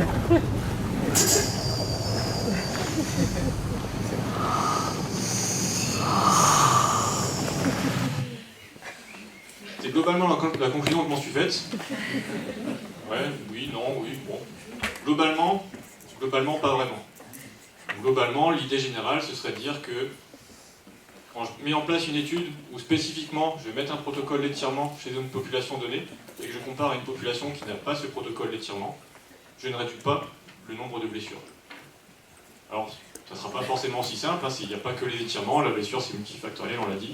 Bref, mais bon, globalement, quand on s'intéresse aux étirements, on va pouvoir passer assez vite, parce que globalement, déjà, c'est assez complexe en soi les étirements, au regard du type d'étirement, statique, dynamique, etc. La durée d'étirement, quand on fait l'étirement, est-ce qu'on fait l'étirement pendant l'échauffement, juste après la séance, sur une séance à part? Quel est l'objectif scientifique des études qui ont été mises en place? Est-ce que c'est pour jouer sur la performance, sur les courbatures? Plutôt non ici. La prévention des blessures? Plutôt non. Effet sur l'amplitude articulaire? Donc oui, ça marche. Effet sur la performance, il faut faire attention quand on s'étire avant la performance parce qu'on peut réduire la force, etc. Bref, il y a beaucoup de choses sur les étirements, mais quand on fait un focus sur la prévention des blessures, c'est pas net. C'est pas net, et voici une illustration. Une étude qui s'est intéressée à voir si on avait un lien direct entre la souplesse et le risque de blessure. Donc ici, 601 joueurs de foot ont été suivis sur une saison. 78 blessures aux ischio-jambiers ont été recensées. Et chez ces sportifs, donc avant la saison, on mesurait la flexibilité ou l'amplitude articulaire au niveau des muscles des ischio-jambiers. Donc on met la jambe à la verticale et puis on essaye de remonter, on met la cuisse à la verticale, on essaye de remonter la jambe le plus possible, jusqu'à ce que ça craque.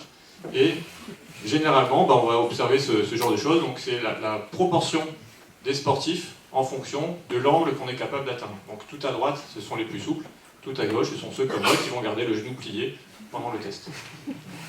Et ce qu'on peut voir, c'est que on va avoir un pic, globalement, où on voit légèrement donc, les athlètes qui se blessent pendant la saison, qui sont un tout petit peu moins souples que les athlètes qui sont plus souples.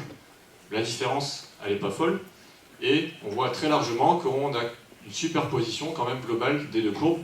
Donc l'idée ici, c'est de se dire que globalement, c'est pas parce que j'ai 2 degrés d'amplitude articulaire de moins que mon voisin de gauche que j'ai plus de chances de me blesser que lui pendant la saison. La différence, elle est trop infime pour qu'on puisse affirmer ça. Donc globalement, c'est un petit peu difficile. De là à dire qu'il ne faut pas s'étirer, il y a même certains auteurs qui font ce postulat. Donc là, c'est de l'anglais, désolé, si vous ne comprenez pas, je vais vous faire un rapide résumé. L'idée ici, c'est de se dire, donc c'est un papier d'opinion, un article scientifique d'opinion qui dit finalement, arrêtons de mettre en place des tests de flexibilité dans la population, arrêtons de mettre en place des protocoles d'étirement, c'est une perte de temps. Si l'objectif, c'est de gagner de l'amplitude articulaire, ce qui peut être une bonne démarche en soi, eh bien on a tout autant à le faire dans d'autres pratiques, donc pratiquer de l'exercice, pratiquer du renforcement musculaire, notamment sur des amplitudes articulaires importantes, pratiquer d'autres choses, et pas forcément de l'étirement, qui serait peut-être plutôt une perte de temps. D'ailleurs, quand on dit va t'étirer, non, j'ai pas envie, j'ai pas que ça à faire, c'est pas marrant. Donc voilà, c'est un postulat un peu extrémiste. Moi personnellement, je sais pas trop où me placer, enfin aussi, j'aurais plutôt tendance à me placer ici parce que j'aime pas m'étirer, mais Pascal aura peut-être un avis un tout petit peu différent sur la question. Oui, c'est vrai, quand on regarde la littérature, aujourd'hui, c'est difficile d'inciter les sportifs à aller s'étirer parce qu'on n'a pas de preuves scientifiques d'un effet, entre guillemets, immédiat. Pourtant, ça fait partie de nos prises en charge thérapeutiques. Moi, très régulièrement, je vois des patients en consultation que j'envoie pour s'étirer et ils arrivent avec des pathologies, de s'assouplir, ça permet d'avoir un bénéfice. Donc aujourd'hui, les travaux qui ont été réalisés ne permettent pas de forcément tout analyser. Thomas a expliqué la multitude de possibilités d'étirement qui existent. Il y a des objectifs dans les études qui sont souvent à court terme. On fait une séance d'étirement, on voit ce qui se passe dans le match. Alors que le corps, c'est un peu plus complexe que ça. Et probablement qu'aujourd'hui, on n'a pas forcément toutes les billes pour pouvoir apporter des réponses très claires. En tout cas, aujourd'hui, il est à mon sens dangereux d'avoir une stratégie très dure et directe en disant pas d'étirement, parce qu'il est quand même important d'avoir une souplesse articulaire, une élasticité musculaire. Et je pense que les kinés dans la salle, ils ne seront pas contre, parce que ça fait partie de leur quotidien, d'aller essayer de redonner de la mobilité, de redonner de l'élasticité. Et donc à un moment donné, ça doit bien servir à quelque chose d'avoir ces possibilités-là. Donc, moi, les conclusions, et avec les collègues qu'on a, c'est de se dire s'étirer avant le sport pour éviter la blessure. Aujourd'hui, il n'y a peut-être pas forcément d'efficacité. Par contre, on est tous d'accord pour dire qu'il faut préparer le muscle et l'articulation aux amplitudes de mouvement. Vous faites de la course à pied, les amplitudes de mouvement sont faibles. Vous allez faire des haies, il va falloir pouvoir faire ce mouvement-là. Donc il faut préparer le corps. Après, dans le cadre d'une hygiène de vie à long terme, pour éviter des pathologies chroniques, à mon sens, ça me semble important de garder cette élasticité, que ce soit à base d'étirements passifs, statiques, dynamiques ou autres, mais en tout cas d'avoir cette possibilité-là. Après, ce sera des choses qu'on pourra discuter dans la partie questions à la fin. Alors, on retombe sur nos amours du renforcement musculaire et neuromusculaire, et sur ce petit schéma que Thomas a détaillé tout à l'heure, pour bien comprendre les éléments qui peuvent être en jeu dans la blessure. Et tout à l'heure, Thomas a beaucoup insisté sur la fatigue, et on va revenir un petit peu sur les aspects formes qui sont ici, et l'aspect de la force musculaire dans notre condition physique. Alors dans le cadre de cette force musculaire, on va partir sur l'exemple de la lésion musculaire des ischio-jambiers. Donc les ischio-jambiers, c'est des muscles de la loge postérieure qui nous sont utiles pour sprinter, et qui malheureusement, dans les sports de sprint et d'accélération, sont très souvent lésés. Donc comme je vous ai expliqué, on essaie de comprendre d'où vient cette blessure, et on s'intéresse aux facteurs de risque. Dans ces facteurs de risque, il y a des éléments qui sont non modifiables. Et ces éléments-là, tels que l'âge ou l'intensité de blessure, ont été montrés comme étant associés à la survenue de ces blessures. Et puis il y a d'autres éléments sur lesquels on peut agir, des éléments modifiables, et parmi eux, il y a la force musculaire des ischio-jambiers, qui fait partie des éléments qui ont été le plus étudiés dans le cadre de cette blessure musculaire. Il a été mis en évidence qu'après une blessure des ischio-jambiers, on avait une diminution de force musculaire. Alors, si on prend des sportifs qui sont blessés aux ischio-jambiers, ils ont suivi leur rééducation, ils ont vu le médecin qui a autorisé un retour sur le terrain, on met ces sportifs qui sont en possession de leurs moyens pour jouer, on les met sur une machine pour mesurer la force musculaire, on retrouve une baisse de force par rapport au côté opposé. Si on prend des sportifs qui ont eu une blessure dans la saison, ils sont en train de jouer, on leur fait un bilan de force, ils ont une différence de force par rapport à ceux qui n'ont pas eu de blessure. Et puis si on prend des sportifs qui ont eu une blessure et qui se plaignent encore de douleurs, de gêne à ces ischio-jambiers, ils présentent aussi une séquelle. Donc, me blesser va entraîner une diminution de force. Les chercheurs sont allés un peu plus loin et ont essayé de comprendre est-ce qu'il ne pourrait pas y avoir un déficit de force qui prédisposerait à la blessure. Et donc il y a eu des travaux en 2008, un des premiers, puis dans différents sports de sprint et d'accélération, qui ont montré que si on a un déficit de force de ces muscles, on a plus de risque de se blesser. Dans l'étude sur le foot, c'était 4 fois plus de risque de se blesser. En sprint, c'est 17 fois plus de se blesser. Donc, les gens se sont dit, pour éviter la blessure des ischio-jambiers, je vais dépister les sujets qui ont un déficit de force. Donc on peut faire des mesures sur des dynamètres isocinétiques pour essayer de dépister des sujets qui manquent de force, ou même utiliser d'autres systèmes pour mesurer la force des ischio-jambiers. Donc ça, c'est une stratégie de dépistage pour regarder individuellement si un sujet sera à risque ou non. Si on estime qu'un déficit de force peut prédisposer à la blessure, on peut se dire que renforcer les muscles ischio-jambiers pourrait les éviter la blessure. Des travaux ont montré que les sportifs qui avaient des fibres musculaires très courtes avaient plus de risques de se blesser. C'est l'étude qui est présentée ici. Vous avez ici la longueur des fibres, donc plus on va à la droite, plus ça s'allonge, et ici la probabilité de se blesser. Et vous voyez que les fibres les plus courtes, les sportifs avec les fibres les plus courtes avaient plus de risques de se blesser. Du coup, quand on parle de renforcement musculaire, ben, ça peut être intéressant de faire un renforcement musculaire avec un allongement du muscle. Et donc c'est ce qu'on appelle le Nordic hamstring. Donc on retient les talons et on retient la descente.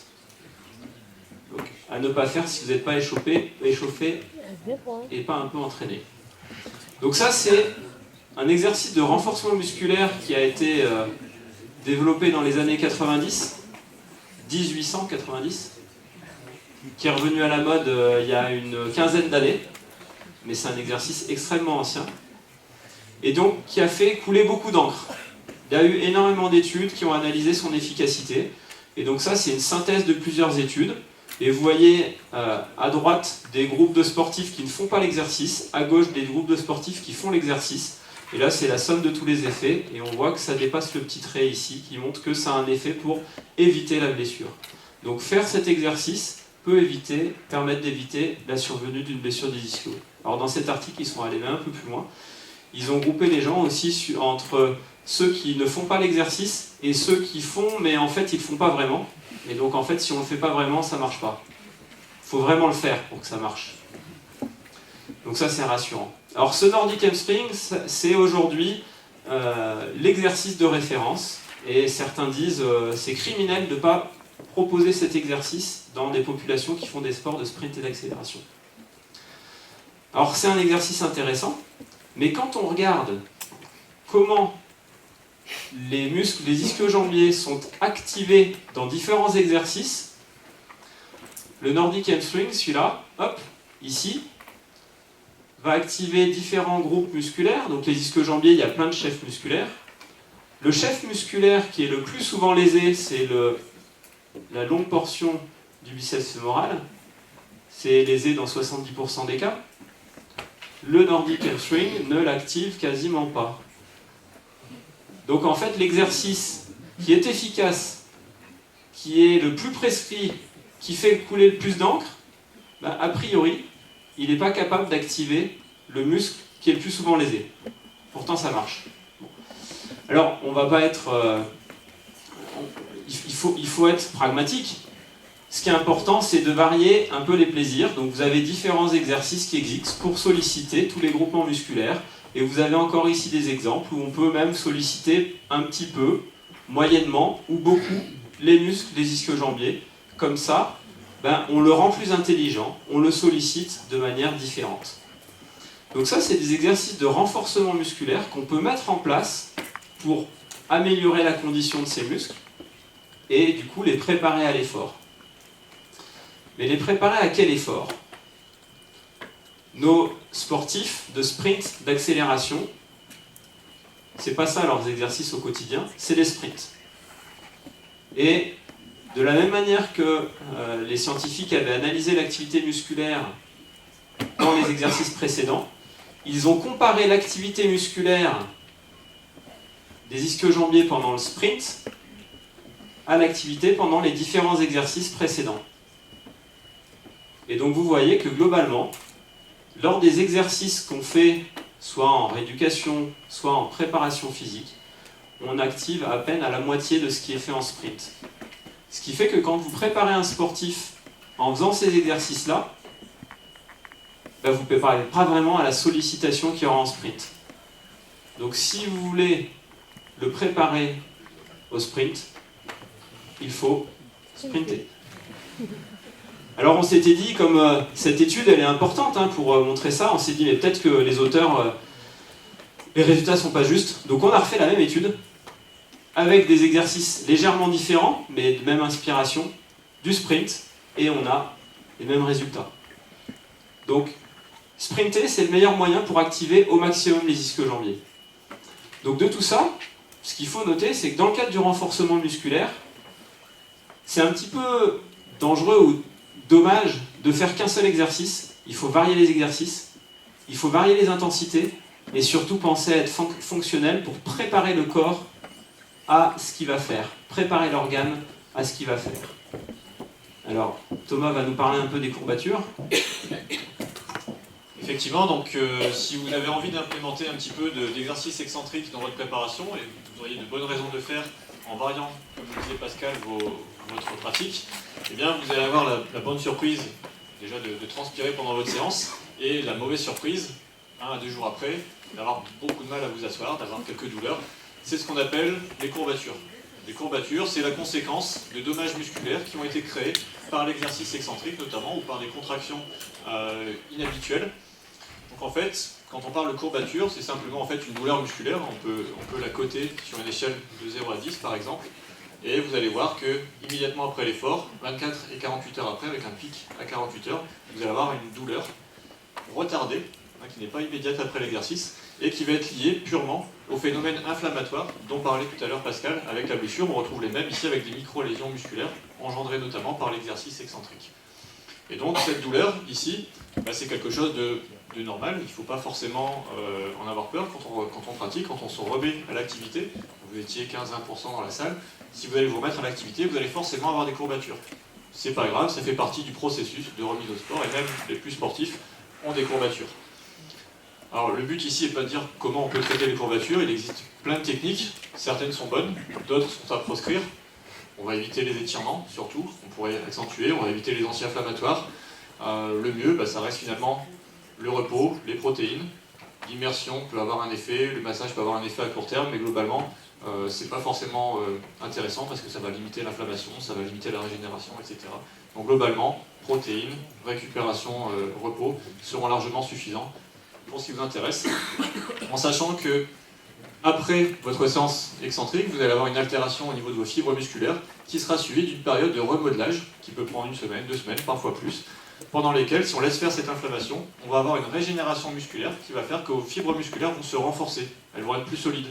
Et donc au fur et à mesure que vous allez pratiquer, eh bien, la même séance d'entraînement n'aura plus les mêmes effets. Vous allez avoir moins d'altération musculaire, moins de dommages musculaires et donc moins de courbatures.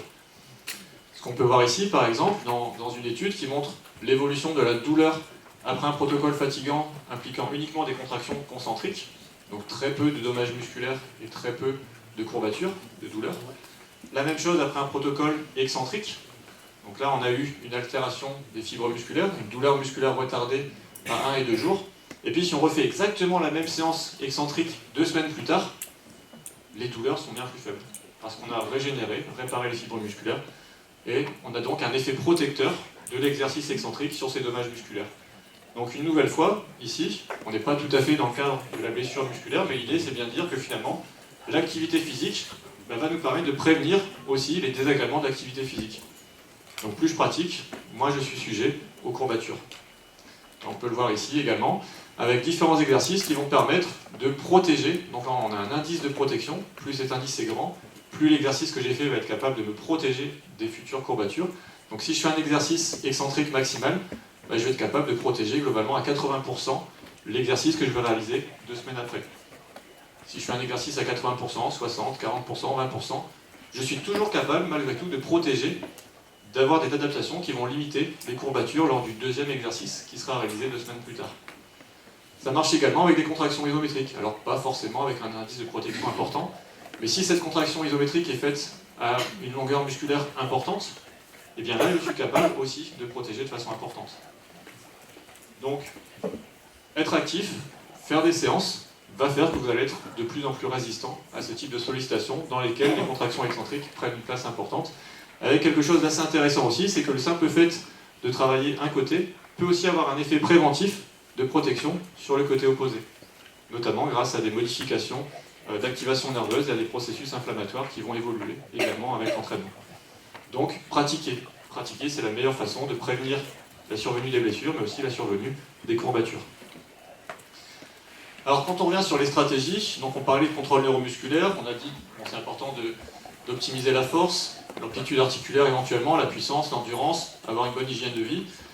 C'est aussi important de considérer et de varier les exercices et pas penser uniquement dans cette direction. On va parler un petit peu, pour terminer, de contrôle neuromusculaire. C'est-à-dire que quand un sportif réalise son geste, il ne faut pas forcément voir que l'activité musculaire au niveau de l'articulation qui est impliquée dans l'activité dynamique. Donc ici, le haut du corps, par exemple, pour un coup au tennis.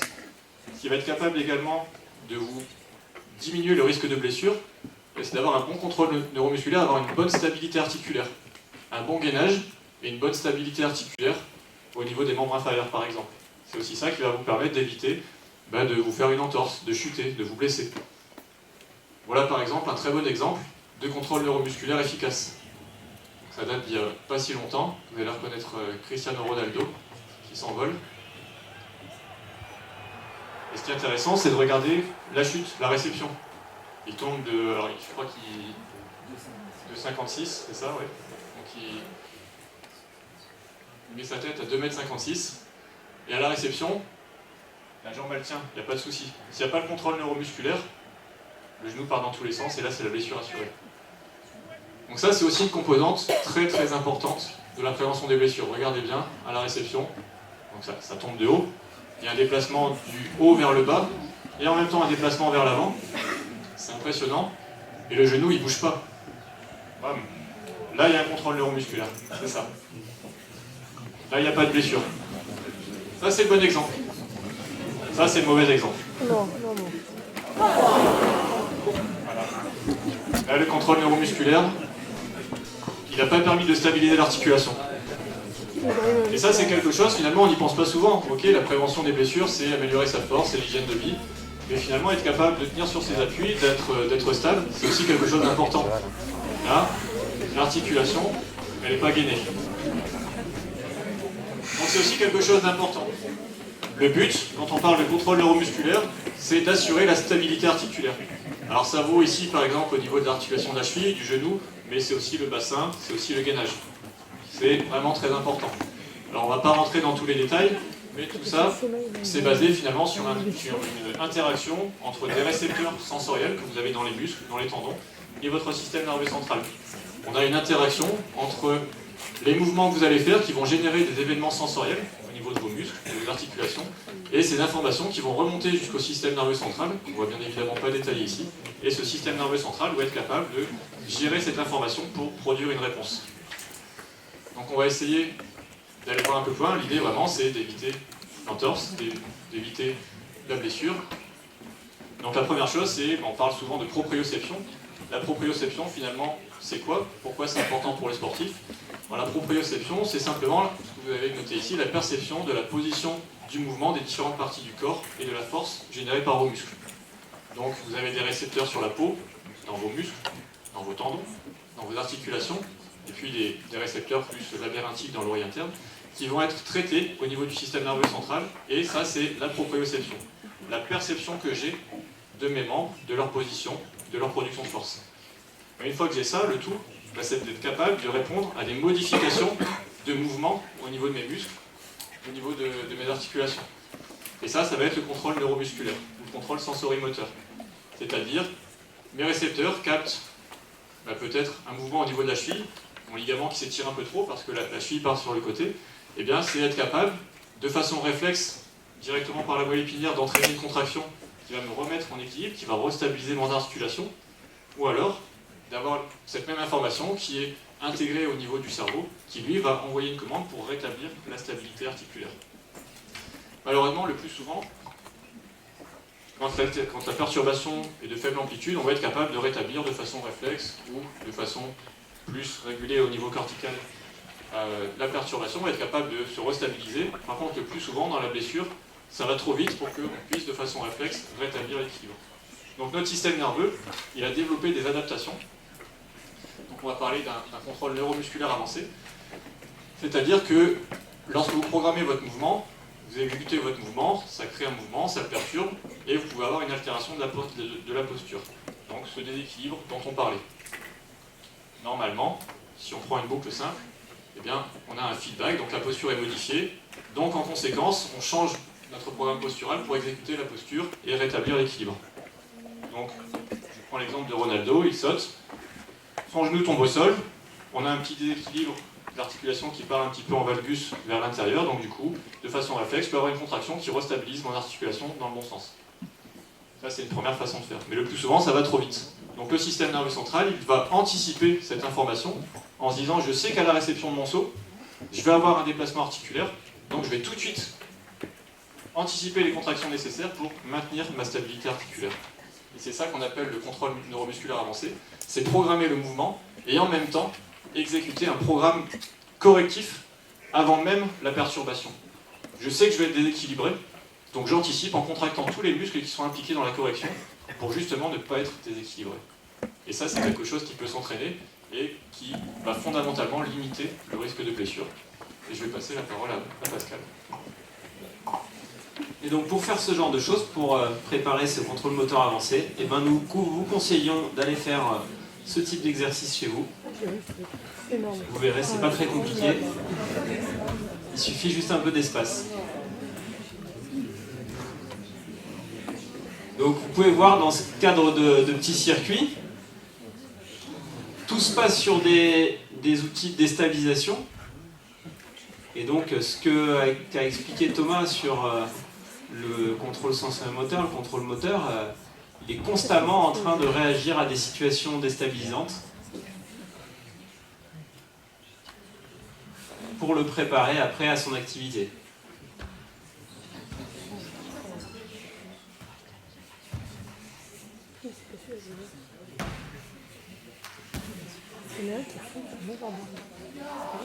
Donc évidemment, ça suppose un peu d'entraînement, mais entre tenir en appui sur un pied et à la limite fermer les yeux et faire ce genre d'activité, il y a un monde. Et entre tenir en appui sur un pied et courir partout sans voir où on met le ballon, où sont les pieds, il va falloir préparer tout ça. Dans le cadre des exercices de prévention qui ont été développés, l'idée c'est de garder un peu cette philosophie d'un travail extrêmement global, basé à la fois sur du travail de renforcement musculaire, comme on l'a vu précédemment, mais aussi sur du travail du contrôle sensorimoteur.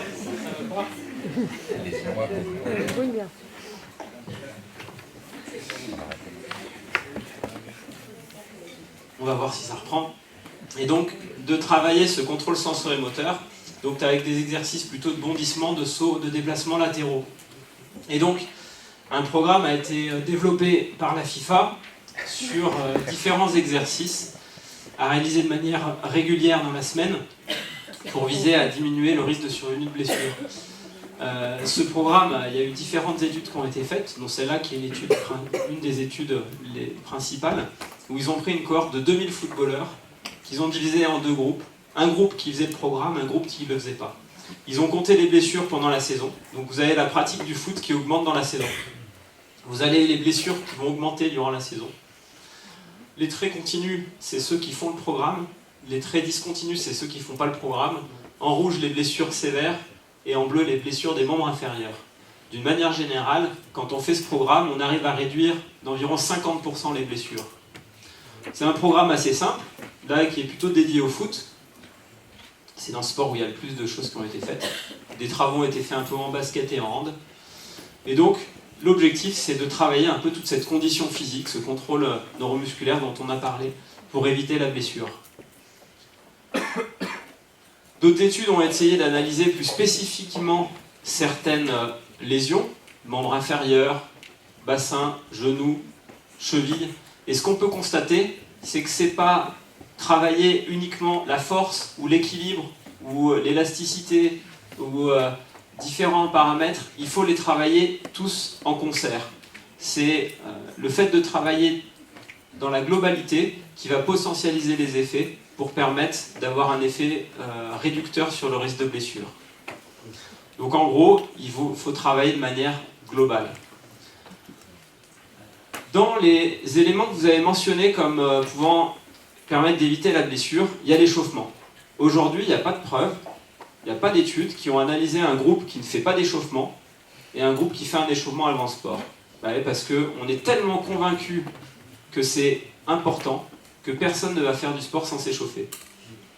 Ou certains qui sont blessés, du coup, après, ils ne recommencent plus. Il y a une étude qui commence à dater, où ils ont pris des morceaux de muscles, et ils les ont pris comme ça, où ils les ont échauffés, et ils ont regardé le point de rupture. Et en fait, d'une manière générale, quand on échauffe, le point de rupture est plus loin. Ça marche ici aussi sur la tension du muscle. Donc échauffer, ça permet de réduire le point de rupture, d'éloigner le point de rupture musculaire. Du coup, autant allier l'utile à l'indispensable, à savoir faire ces programmes de prévention en guise d'échauffement. Alors pour conclure sur tout ça, ce qu'on a pu vous détailler durant la soirée, c'est que finalement, la prévention des blessures, ça reste du bon sens.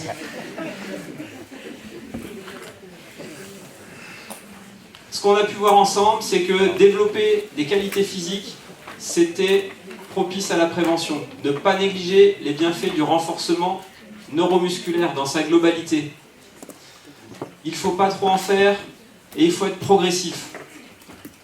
Privilégier la qualité au détriment de la quantité. Soigner la récupération, et la récupération au sens large, alimentaire, hydratation, sommeil.